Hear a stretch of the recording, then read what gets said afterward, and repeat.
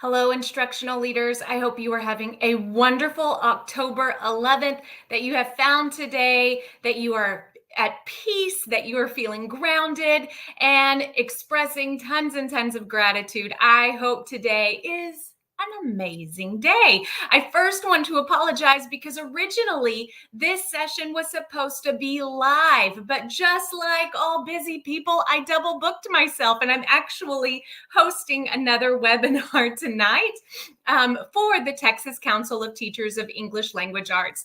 So I am super pumped to be hosting that. However, I still wanted to come on here at 6 o'clock so that I could provide this vital information for you, because we know that our teachers are not going to achieve the goals that they deserve to achieve if they are not feeling motivated. And so for us to truly help our teachers, we need to understand what motivates adults. So let's get started. I hope you were able to join me last night, but if you weren't, remember you can catch the replay on my YouTube channel, Crabtree Coaching Collaborative.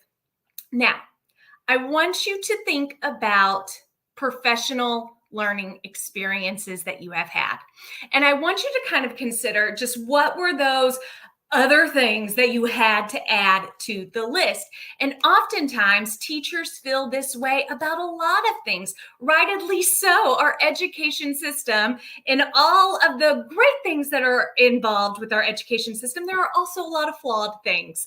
And one of those is just the overwhelmingness of all the initiatives. And so oftentimes teachers view coaching cycles, professional development, planning for very specific learning experiences for their students as just one more thing. Like, now we got to do cooperative structures. Man, that's just the buzzword for the year.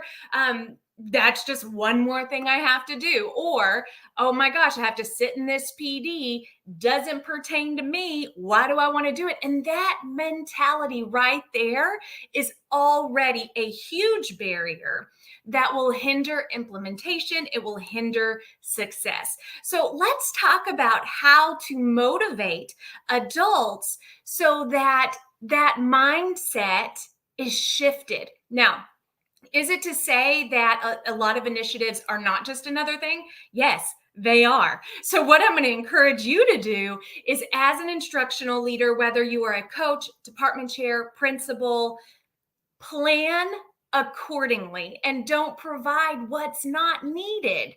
We say the same thing to teachers with students. Why would we provide something that is not going to directly benefit them? So if we want to see true motivation, that's going to come with our intentional planning. We're not putting it on the teacher here. It's our intentional planning. So remember, we've kind of talked about this already. That was self-determination theory. The three biggest factors in adult motivation are autonomy, went over yesterday, relevance, we're going over today, and then competence, which we'll go over tomorrow. Before we get started, be sure that you download your free guide. So I have it here. It's bit.ly/CCARC, all caps.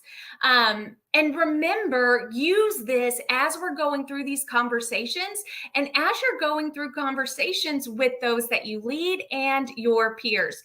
So today is all about relevance. It needs to relate to my life, to my needs, for me to want to do it. Now, how does this apply in education? There are three different areas of focus that, as the instructional leader, I want you to intentionally plan to demonstrate relevance in order to motivate teachers. And those three areas are, first, goals. And we talked a lot about that yesterday, all about the goals. Then, professional learning. If I'm going to plan PD days for my teachers, I'm not just going to throw something together or something that I think they need. It is going to be something that they want, that they desire, something that we have been working on, whether it is a full campus goal that we've all established or it is my teachers' goals. And then finally, the strategies in which we promote, which we support. like I mentioned earlier, I've heard people like, oh, cooperative structures, that's the buzzword, or discourse, that's the buzzword. No, there's a reason for those terms. And we cannot just say, oh, this is an expectation, you got to do it. We need to motivate them and to see the benefits. And let's dive into that a little bit more. What does that look like? So, when we talk about relevance and we talk about relatedness, I want you to consider what motivates you. Well, it's got to be something that I want or something that I need. For instance, food. I gotta want it. I gotta need it. I need it. So when my stomach's growling, I'm like, oh, I gotta go to the fridge. I am motivated to go to the fridge and get something because I need it. My stomach's growling. It's kind of growling right now. I'm like, oh, I would like a snack. So let's look at the different motivating factors. First, we have self-actualization. It's something that I want to achieve. It's something, man, I set this. I want to be able to do it. I'm going to achieve it. Not too long ago, I was training for a half marathon, and I was like, this is something that I really want to do. People thought I was crazy. Now my husband's an ultra marathoner, so that, my friends, is crazy. But I was like, I want to do this. And you know what? I did it because it was something that I wanted for achievement. We also think of self-esteem, this need for power. And it doesn't necessarily mean the power of I'm the boss, I'm going to have all the power, but it makes me feel good. Like, oh, I did this. I am really good at this. I have a lot of confidence in this. And that motivates us when we see those successes. So remember, incremental celebrations, tiny successes, that's feeding my self-esteem. Also, the social need, a need for affiliation. So we see this with our students all the time, and heck, even adults, but the need to get the latest technology, the need to wear something specific, the need to follow a trend because there is that affiliation with it. Then we have the security, that need for survival. I mentioned earlier food. That's a need for survival. And then finally, your physiological needs, that need for survival, your health needs.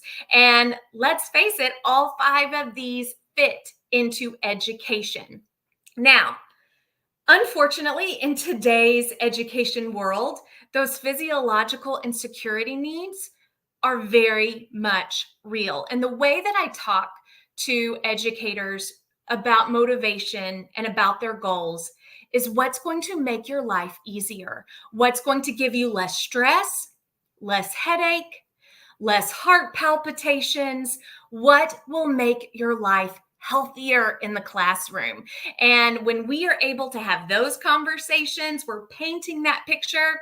Heck yeah, I want something that's going to reduce the headache. Heck yeah, I want something where I am not plumb exhausted by the end of the day, that I can't play with my kids, or that I am just drained during the weekends and all I do is sleep, which is not healthy. So really thinking about those motivators as well are really, that can pick up the pace too. But let's dive into this a little more with our goals. So as an instructional coach, as an instructional leader, administrator, when I am talking to teachers about their goals, this is where we are really hitting on self-actualization, that need for achievement, and self-esteem, that need for power. So for example, with this, I will always ask teachers, what are your students currently not doing that you want them to do? This question is from Jim Knight. It is a great coaching question because it gets teachers painting that picture of what they want. So, man, this is what I want. This is going to make my life easier. This is going to reduce the heart palpitations, but also this is going to make me feel confident. Also, research of best practices. As I mentioned earlier, the buzzwords, cooperative learning or discourse, all of those buzzwords that people are like, oh, something new. No, let's look at the research that our students are 10 times more successful when they have the opportunity to talk and digest and manipulate than just pure lecture. And then also, what are the facts? What are the students' responses to learning? So, for example, not too long ago, I was working with a teacher who was very adamant that students sit in rows, they don't talk. I'm going to sit at the front of the room and I'm going to talk the entire time. And felt very successful, felt as though nothing needed to change. I've been doing this for 15 years and we are going to just keep doing it because my students are quiet and compliant. Honestly, they were scared. So they were scared of this individual. But one thing that I did notice is learning was really not as impactful as it could be. Now, this particular instructor taught all AP courses. And so there were some high achieving scores within the classroom, but it always could be stronger. And really, just looking at scores, when I spoke to the students one-on-one, learning was not being retained. They were just good test takers. So what I decided to do was talk to the teacher and ask them, what are your students currently not doing that you want them to do? And the responses were a little generic, and they were more geared towards student discipline behaviors. So I want them to come in every day with their Chromebooks charged. I want them to come in and turn in all of their homework. I want them to be quiet and not talk. Like, they were very behavior based, which to me, when I was observing, I was like, but that's really not the learning factor here. And, as an instructional coach, I was like, but I know that if he got them engaged and they were actually demonstrating agency of their own learning, all of this would kind of disappear anyways. But I'm not going to go into that because he wasn't buying it at the moment. So I provided data and research best practices on particular structures of learning and discussing the impact of student learning. So, this person's listening. Okay, but you know what? My scores are still high. Why do I need to care about it? So then I went in and I was like, I'm going to set just the facts. Just the facts. And I suggest anytime that you go in for an observation, one, it is of the lens that the teacher asks you to give them feedback on. And two, you're just stating the facts. So for instance, I walked in and this particular teacher had over 30 students in their class at this time. So I marked down the number of students. And while the teacher was lecturing, there were probably, and this has been a while, so I'm going to kind of ballpark it. There were probably 7 students with their heads down in the back. There were multiple students. So for instance, I would write down 7 students out of 32 with their heads down for 5-10 minutes. 8 students were playing games on their computer. Teacher asked 20 level 1 questions, and only 3 students were actively participating in the Q&A. And 1 higher level question was asked in a span of 45 minutes. And the same 3 students responded. I spoke with 8 students. Only 2 could tell me what they were learning that day, not what they were doing, what they were learning. So looking at all of these facts, none of it is judgmental whatsoever. It's all facts. I was able to place that in front of the individual teacher. And this teacher was shocked. 1, they were shocked that they asked 20 questions. And 2, they were shocked that they were all level 1. Because this teacher was so sure that they were asking higher level questions. But we went back and repeated it. It was like, oh, yeah, I didn't really purposefully plan my questions. That was a big highlight for this person. And then they were looking at the responses and they were like, oh, I thought everyone was in it to win it because they were quiet, but they weren't. So I guess I really didn't know how they were doing. So notice how these facts are motivating the teacher to then revisit that question. What are your students currently not doing that you want them to do? Well, in that instance, the teacher was expressing that they're not all participating and they're not all demonstrating learning through higher level questioning. So, right then, they were noticing a disconnect and were motivated to make the switch. And what was really cool is this teacher did begin paying attention to those things and implementing strategies that we were working on. They were eager to learn. And I'm going to tell you this, they were one of the people who was so anti putting their students in groups. They were anti getting the kids to talk because they did have that mentality, if it ain't broke, don't fix it. But once they were presented with the facts, they were more motivated to establish a specific goal and try new strategies. Now, was this teacher having the kids get all over and move all over the place like some other teachers do? No, that person was not comfortable with that. However, they were purposefully planning and implementing stronger structures to see student learning success. So that was awesome. That's what we want to see. So goals is another way to motivate your person and make sure that that person's goals are relevant to their needs. It's something that will make their life easier, something that will help student outcomes. Okay, so let's talk about professional learning for a second. Administrators, please, please, please do not just scramble to say, okay, we need this PD, this PD, this PD. Nothing is worse than a wasted day on PD that's not relevant. So instead, we are going to look at what your teachers need for achievement and what do they need to build their confidence. Those are the two things. So one of the great things that you could do is look at all of their goals, talk to your instructional coaches. What are their goals? Now, instructional coaches, when you are talking about taking teachers through coaching cycles or providing lunch and learns or little online tidbits of information, remember to align it to the teacher's goals. When I know that this is going to help me towards my goal, I'm going to be more motivated to pay attention, to take notes, to implement. So here are some things that you can ask to really pull in the relevance when it comes to professional learning. What is your current goal? We've already talked about this. I love this question.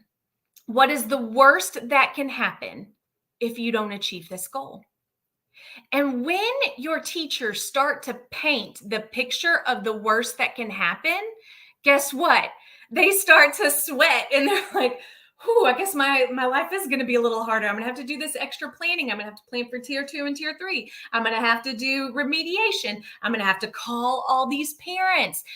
And then you start to see the addition of things they have to do. They start talking about, well, then I'm going to have to add this to my plate. Then I'm going to have to add this to my plate. Then kids aren't going to learn. And if kids don't learn, then this is going to happen. Then this is going to happen. Then this is going to happen. And when they are painting that picture, they are going back to those motivations around survival for themselves, but then also achievement and also confidence. And that is going to motivate me to attend professional learning, to read a book, to join a book club, to listen to a podcast, to go through a coaching cycle. All of these things are going to happen. And then, one of my other favorites, how will this make your life easier? So if I know how it's going to make my life harder if I don't, easier if I do, motivated to learn. Same thing works with your students as well. And finally, let's talk about strategies. So I am talking about the strategies that teachers are going to implement to strengthen their pedagogy. So if I am wanting students to really own their learning and be engaged with learning, not just having fun, but engaged in their learning, then I need to incorporate very specific strategies to make this happen. When it happens, I'm going to see my own achievement, student achievement. I'm going to feel really confident, and I'm going to feel like an expert on my campus in this way. So, as I mentioned earlier, the particular teacher that I was working with, this teacher began to see, oh my gosh, students are demonstrating their learning.